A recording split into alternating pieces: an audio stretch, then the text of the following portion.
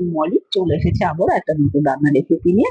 Thumbnail দেখে বুঝতেই পারছো রেসিপিটা কি, ফিশ ফ্রাই। আমি এখানে কাতলা মাছের গাদা নিয়েছি বেশ কটা, আর সামান্য নুন আর একটু রসুন দিয়ে মাছগুলোকে ভালো করে সেদ্ধ করে কাঁটাগুলো দেখো বেছে রেখেছি। আর মাছের চপ করতে যা যা লাগবে সেগুলো হচ্ছে দেখো, পেঁয়াজ কুচি, পেঁয়াজটাকে আমি গ্রেট করে নিয়েছি গ্রেটারে, আর এখানে আদা রসুন আর কাঁচা লঙ্কাকেও গ্রেট করে নিয়েছি। মাছের চপ বা ফিশ চপ করতে গেলে তোমরা সবসময় যদি মশলাটাকে এরকম গ্রেট করে নাও তাহলে খেতে ভালো হয়। পেস্ট করে রাখা মশলা কিন্তু খেতে অত টেস্ট হয় না। আর এখানে নিয়ে নিয়েছি ধনে জিরে গুঁড়ো, এদিকে দেখো ধনে পাতা বেশ কিছুটা গ্রেট করে নিয়েছি গ্রেটারে।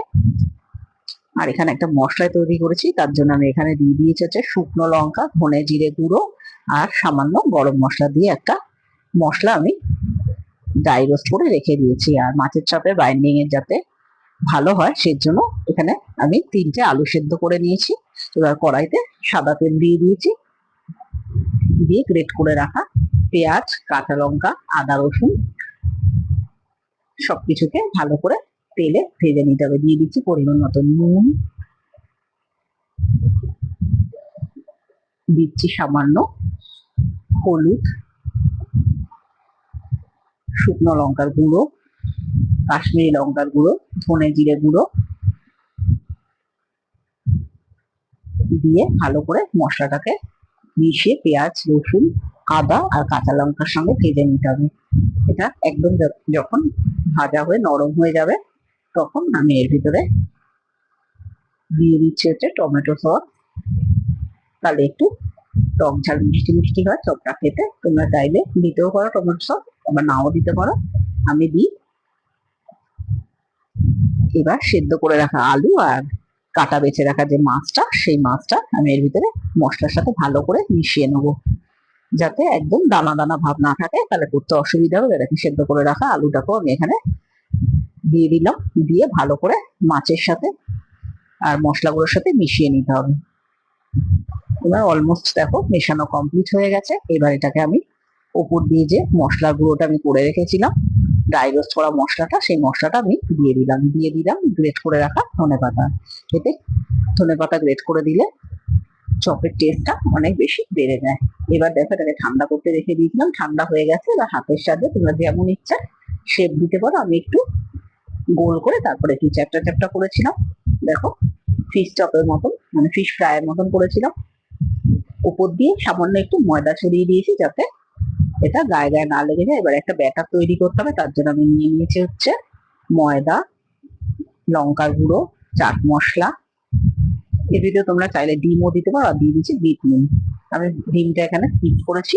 এবার অল্প অল্প করে জল দিয়ে একটা মোটা ব্যাটার তৈরি করতে হবে। চপের আকারগুলো আমার হয়ে গেছে, দেখেই বুঝতে পারছো। দেখো থালার ভিতরে চপগুলো আমি রেখে দিয়েছি। এবার একটা একটা করে চপ আমি ব্যাটারে চুবিয়ে তারপর আমি ব্রেড ক্রামে কোট করছি। ডবল কোট করতে হবে, ডবল করে কোট করে নিচ্ছি। দেখো আমার কোট করা কমপ্লিট হয়ে গেছে। এখানে অনেকগুলোই চপ হয়েছে, যেহেতু মাছটা প্রায় 600-700 মাছ ছিল ওখানে। এবার কড়াইতে তেল বসিয়ে দিয়েছি, তেলটা গরম হলে আমি মাছের চপগুলোকে লাল লাল করে ভেজে নেবো। দেখো তেল গরম হয়ে গেছে, এবার চপগুলোকে আমি দিয়ে দিয়েছি। এবার এই চপগুলোকে ডুবো তেলে লাল লাল করে ভেজে তুলে নিলাম। আমি এখানে একটু টিস্যু দিয়ে নিয়েছি যাতে চপের যে এক্সট্রা তেলটা এর ভিতরে সোক করে যায়। এবার দেখো আমি সমস্ত চপগুলো ভেজে নিয়েছি। ভাজা আমার অলমোস্ট কমপ্লিট। এরকম লাল লাল করেই ভাজতে হবে চপগুলোকে। এরপর আমি সার্ভ করার জন্য একটা প্লেট নিয়ে নিয়েছি, তার উপর থেকে চপগুলো দিয়ে একটু চাট মশলা ছড়িয়ে দিয়েছি। আর এটা খাওয়ার জন্য আমি দিয়ে দিয়েছি হচ্ছে টমেটো সস, কাসুন্দি, স্যালাডে রয়েছে হচ্ছে পেঁয়াজ আর শসা। তো আমার এই কাতলা মাছের ফিশ চপটা তোমাদের কেমন লাগলো কমেন্টস করে জানিও। তোমরা কিভাবে বাড়িতে ফিশ চপ বানাও সেটাও কমেন্টস করে জানাতে ভুলো না। আমার এই রেসিপিটা যদি তোমাদের ভালো লাগে লাইক শেয়ার কমেন্টস করতে ভুলো না। আর বাড়িতে এইভাবে ট্রাই করো, আশা করি খুব ভালো লাগবে। ভিডিওটা আমি এখানেই শেষ করছি। Thank you everyone. তোমরা সবাই খুব খুব ভালো থেকো।